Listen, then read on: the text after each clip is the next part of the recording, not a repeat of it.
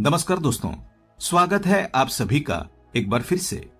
दोस्तों, अगर आप अपनी लाइफ में कुछ नया सीखना चाहते हैं तो चैनल को सब्सक्राइब जरूर करिएगा। पूजा घर में इन चीजों को रखना होता है अशुभ, धन का हो जाता है नाश, माँ लक्ष्मी ऐसे घर का कर देती है त्याग। साथ ही आज के इस वीडियो में हम बताएंगे उन विशेष चीजों के बारे में जिनका पूजा घर में होना होता है बेहद आवश्यक। दोस्तों, अगर आप घर में सुख समृद्धि और धन की कामना करते हैं तो ये 3 चीजें पूजा घर में होनी ही चाहिए। स्वयं भगवान कृष्ण ने इनके बारे में बताया है।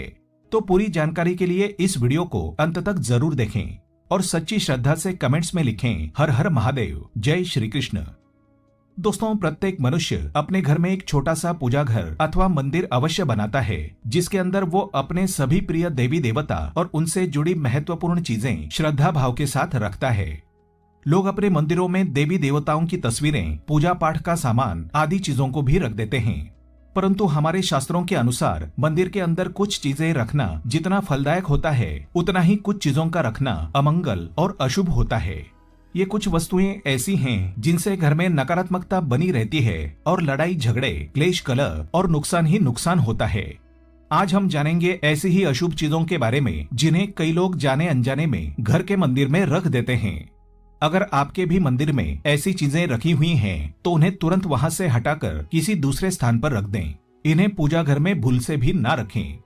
लोग ऐसा इसलिए करते हैं क्योंकि उन्हें लगता है कि ये चीजें धार्मिक है और इनकी भी पूजा की जानी चाहिए। भगवान कृष्ण कहते हैं कि कलयुग में मनुष्य कुछ अशुद्ध चीजों को धार्मिक मानकर उनकी पूजा करेगा, जिन्हें शास्त्रों में वर्जित माना गया है। भगवान कृष्ण ने इसकी भविष्यवाणी पहले ही की हुई थी कि कलयुग में मनुष्य अधार्मिक और अशुभ चीजों की भी पूजा करेगा। तो चलिए जान लेते हैं हमें हमारे पूजा घर में कौन सी चीजें रखनी चाहिए और कौन सी नहीं। लेकिन दोस्तों, उससे पहले आपसे रिक्वेस्ट करते हैं कि वीडियो को लाइक जरूर करिएगा, दोस्तों को शेयर कर दीजिएगा और अगर आपने अभी तक चैनल को सब्सक्राइब नहीं किया है तो चैनल को सब्सक्राइब करके बेल आइकन जरूर दबाइएगा। दोस्तों, सबसे पहले दीपक और धूप दान के बारे में जान लें। दोस्तों, भारत की परंपरा मिट्टी से जुड़ी हुई है, इसलिए मंदिर में पारंपरिक मिट्टी का दीपक अवश्य होना चाहिए। अगर आप मिट्टी का दीपक नहीं रख सकते हैं तो धातु के दीपक का उपयोग करें। अगर भगवान में आपकी आस्था ज्यादा हो तो आप उपले पर गुड़ और घी रखकर उसका धूप भी दे सकते हैं। ऐसा करने से घर में सुख शांति बनी रहती है। दूसरी चीज है स्वास्तिक। घर के मंदिर में स्वास्तिक अवश्य होना चाहिए। आप इसे रोली से बना सकते हैं। स्वास्तिक आपके घर की शक्ति, सौभाग्य, समृद्धि और शुभता का प्रतीक माना जाता है। यही मुख्य कारण है कि कोई भी शुभ कार्य करने से पहले स्वास्तिक का चिन्ह अवश्य बनाया जाता है। तीसरी चीज है कलश। भगवान कृष्ण कहते हैं कलश सुख और समृद्धि का प्रतीक है। अपने मंदिर में रोली कुमकुम से स्वास्तिक बनाकर उस पर मंगल कलश अवश्य रखें। ऐसा करने से घर में सदैव समृद्धि बनी रहती है और ऐश्वर्य की प्राप्ति होती है। चौथी चीज है शंख। बहुत ही कम लोग जानते हैं कि शंख की उत्पत्ति समुद्र मंथन के 14 रत्नों के साथ हुई थी। इसी कारण माँ लक्ष्मी को यह अत्यंत प्रिय है। शंख की ध्वनि से सकारात्मक ऊर्जा का संचार होता है, इसलिए मंदिर में शंख अवश्य होना चाहिए। शंख की उपस्थिति से माँ लक्ष्मी प्रसन्न होती हैं और घर में कभी भी धन की कमी महसूस नहीं होती। पांचवी चीज है घंटी। मंदिर में आपने घंटी अवश्य देखी होगी। घंटी को बहुत ही शुभकारक माना जाता है।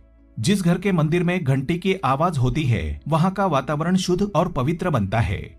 जिस घर में पूजा के दौरान घंटी बजाई जाती है उस घर के आसपास की सभी नकारात्मक शक्तियां दूर हो जाती हैं और साथ ही सुख समृद्धि के द्वार खुलने लगते हैं। तो दोस्तों, ये वो चीजें हैं जिन्हें घर के मंदिर में जरूर रखना चाहिए। आइए अब जान लेते हैं कि घर के मंदिर में कौन सी चीजें कभी भी नहीं रखनी चाहिए। सबसे पहली बात, गणेश जी की विषम संख्या में मूर्तियां। दोस्तों, पूजा घर में कभी भी गणेश जी की मूर्तियां 1, 3, 5 ऐसी विषम संख्या में ना रखें। अपने मंदिर में गणेश जी की केवल 2 मूर्तियां रखें, इसे शुभ माना जाता है। अगर आप अपने मंगल की कामना करते हैं तो गणेश जी की मूर्ति मुख्य द्वार पर अंदर की तरफ मुंह करके लगा लें। कई लोग ये गलती करते हैं कि मुख्य द्वार पर गणेश जी की मूर्ति बाहर की ओर से मुख करके लगा देते हैं, जिससे उन्हें काफी नुकसान का सामना करना पड़ता है। आप चाहें तो मुख्य द्वार के दोनों ओर लगा दें या फिर मुख्य द्वार के अंदर की ओर लगाएं, लेकिन सिर्फ बाहर की ओर कभी भी नहीं लगानी चाहिए। दूसरी चीज, टूटे हुए चावल। अपने मंदिर में कभी भी टूटे हुए चावल बिल्कुल ना रखें। इसके साथ ही पुराने चढ़ाए हुए चावल अधिक समय तक ना रखें, ये नकारात्मक ऊर्जा फैलाते हैं। ये भी ध्यान रहे कि आप मंदिर में रखने वाले चावलों का इस्तेमाल हल्दी में भिगोकर ही करें, इससे अधिक शुभ परिणाम मिलेंगे। तीसरी चीज है पूर्वजों की तस्वीर। अगर आपके घर के मंदिर में आपने पूर्वजों की तस्वीर रखी हुई है तो उसे तुरंत वहां से हटा दें, क्योंकि वास्तुशास्त्र के अनुसार पूजा घर में मृत परिजनों की तस्वीरें रखना अशुभ माना जाता है। इससे अशुभ परिणाम प्राप्त होते हैं। मृतक परिजन पूजनीय और सम्माननीय हैं, किंतु उनका स्थान देवताओं के बराबर नहीं है। मृत परिजनों की तस्वीर घर के पूजा घर में रखने से पूजा घर का वातावरण भी नकारात्मक बन जाता है, जिसका अशुभ परिणाम हमें भुगतना पड़ता है।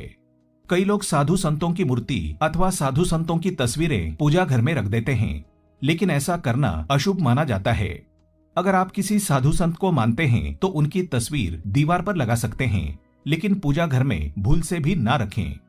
अगला है भैरव जी और शनिदेव की मूर्ति। घर के मंदिर में भैरव जी, शनिदेव अथवा काली माता की मूर्तियां भी नहीं रखनी चाहिए। इसी के साथ ही माता लक्ष्मी की खड़ी हुई मूर्ति की पूजा नहीं करनी चाहिए। माता लक्ष्मी सदैव बैठी हुई मुद्रा में होनी चाहिए।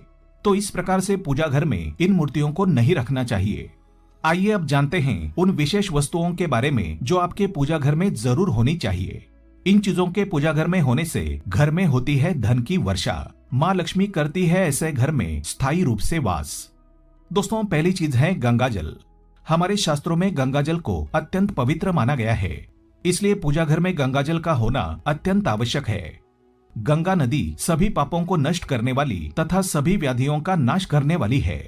इसलिए अगर आपके पूजा घर में एक तांबे के छोटे से पात्र में आप गंगा जल भरकर रखते हैं तो इससे आपके पूजा घर की शुद्धता हमेशा बनी रहेगी और आपको आपकी पूजा का संपूर्ण फल प्राप्त होगा। दोस्तों, दूसरी चीज है कलश। शास्त्रों में कलश को पूर्णता का प्रतीक माना गया है। चाहे वो सत्यनारायण की पूजा हो, दीपावली हो, नवरात्रि का पर्व हो या फिर किसी भी प्रकार का उत्सव हो, मांगलिक कार्य हो, कलश की स्थापना किए बिना सब कुछ अधूरा माना गया है। पूजा में कलश का उपयोग देवताओं का आवाहन करने के लिए किया जाता है। ईश्वर के सामने तांबे के कलश में पानी भरकर रखना इतना शुभ होता है कि अगर हम अपनी रोज की पूजा करते समय भगवान के सामने तांबे के कलश में पानी भरकर रखें तो उसका चमत्कारी प्रभाव हमें अवश्य देखने को मिलता है। इसके लिए मुख्य रूप से तांबे के कलश का उपयोग करें। पूजा में अगर किसी सामग्री की कमी रह जाए तो परेशान ना हो या पूजा बीच में ना छोड़ें। ऐसे में भगवान को चावल और फूल चढ़ाएं और मन में ही उस चीज का ध्यान करें। प्लास्टिक की बोतल में या किसी भी अपवित्र धातु के बर्तन में गंगा जल कभी नहीं रखना चाहिए। अपवित्र धातु जैसे एल्यूमिनियम और लोहे से बने बर्तन, इनमें गंगा जल ना रखें। गंगा जल तांबे के बर्तन में रखना शुभ रहता है। केतकी का फूल शिवलिंग पर अर्पित नहीं करना चाहिए। किसी भी पूजा में मनोकामना की सफलता के लिए दक्षिणा अवश्य चढ़ानी चाहिए। माँ लक्ष्मी को विशेष रूप से कमल का फूल अर्पित किया जाना चाहिए और अगर आप ये शुक्रवार के दिन करते हैं तो इससे कई गुना लाभ मिलता है। इस फूल को 5 दिनों तक जल छिड़क कर पुनः चढ़ा सकते हैं। हमेशा इस बात का ध्यान रखें कि कभी भी दीपक से दीपक जलाना नहीं चाहिए। शास्त्रों के अनुसार जो व्यक्ति दीपक से दीपक जलाते हैं वो रोगी होते हैं। घर के मंदिर में सुबह और शाम दीपक अवश्य लगाएं। एक दीपक घी का और एक दीपक तेल का जलाना चाहिए। पूजा में दीपक सही जगह रखना चाहिए। घी का दीपक हमेशा दाईं तरफ और तेल का दीपक हमेशा बाईं तरफ रखें। जलपात्र, घंटा, धूपदानी ऐसी चीजें हमेशा बाईं तरफ रखनी चाहिए। कमेंट बॉक्स में हर हर महादेव लिखना बिल्कुल ना भूलें। उम्मीद करते हैं आपको जानकारी पसंद आई होगी। ऐसे ही धार्मिक जानकारी दिलाने वाले वीडियो देखने के लिए चैनल को सब्सक्राइब करें, बेल आइकन को प्रेस करें। धन्यवाद।